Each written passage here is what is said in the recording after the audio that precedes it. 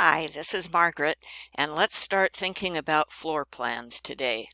We're going to break floor plans into 4 chunks. In this first chunk, we'll just think about some general ideas, beginning with the fact that what you are drawing when you draw a floor plan is a view looking down on the house as if someone had come along and sliced it 4 feet up from the ground and thrown away the top half.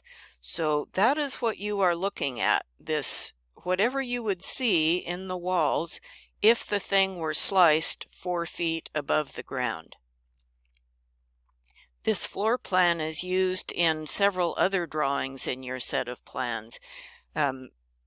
You've already started your foundation plan and your framing plan. That'll be based on this floor plan.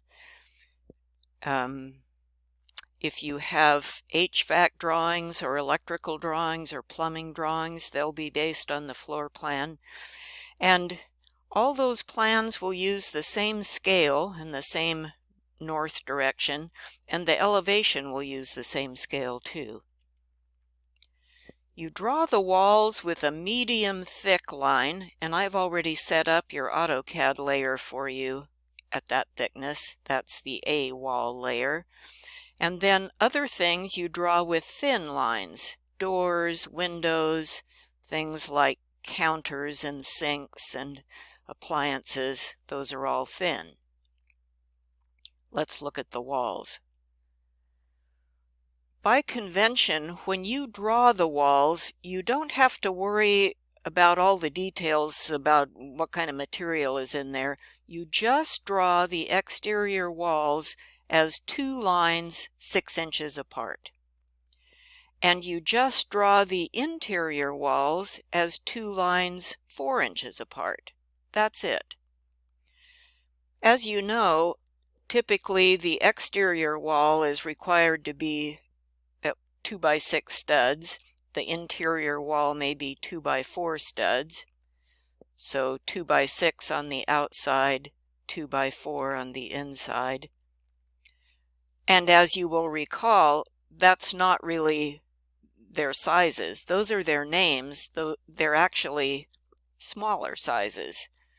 So we start with the smaller size, the 5.5 inch wide stud, and then we add some sheetrock, some gypboard on the inside. Outside we'll add some sheathing, some plywood, and some kind of siding.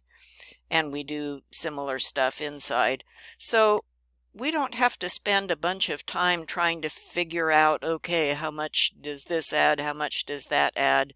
We don't draw them to scale. We just draw the outside wall 6 inches wide and the inside wall 4 inches wide, and that's it. Then for the doors, there are some standard symbols. The door symbol represents the door swinging open. So there's a diagonal line, or could be a 90-degree line. Different drafters do them different ways, connected by a circle that shows where the outside of the door is going to swing.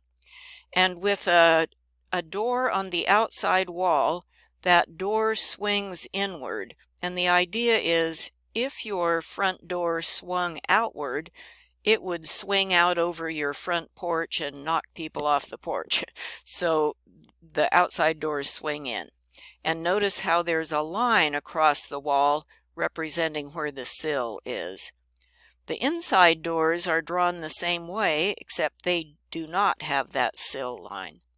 And as you see down here, we're going to talk about doors in a little more detail in a couple of weeks. This slide, which is out of our book, shows the steps you could follow. First, figuring out where your door opening is in step B, and then in step C, draw a circle with the center at the door hinge and the outside at the outside edge of the door. So there's your circle. Then draw a line representing the door. I like to draw about a 45-degree angle. You'll notice that the city plans that we're working from, draw them at a 90-degree angle. That's okay too. And then you can use a trim command or a break if you like it to trim off that circle, and it's okay to leave a little bit of a tail out here beyond the door. Now, if you're going to be doing a bunch of these, you might like to save these as a W block, a right block that you can use in multiple drawings. Then you don't have to draw them again. For windows, they're drawn with thin lines, and there are a number of different kinds of windows, as you know, and they're represented by a number of different symbols. But it's perfectly acceptable to just use this generic symbol. This is what I like to do. The generic symbol has three thin lines, a thin line for the inside and outside wall, and then a third thin line in the middle representing some kind of glass or other. So far, we have done our foundation plan and our framing plan. Here's our first floor foundation and framing plan. And what you can know is that this stem wall that you drew all the way around the outside of your building is exactly the same as the outside walls of your house. So you have got a start on your house already. We did do a framing plan for the first floor. We're not going to do a framing plan for the second floor. We are going to do a floor plan for the first floor and the second floor. Here's the floor plan that we will draw. The outside walls perfectly line up with your stem wall, but now you'll cut some holes in it for doors and windows. And then you will also draw a second floor plan.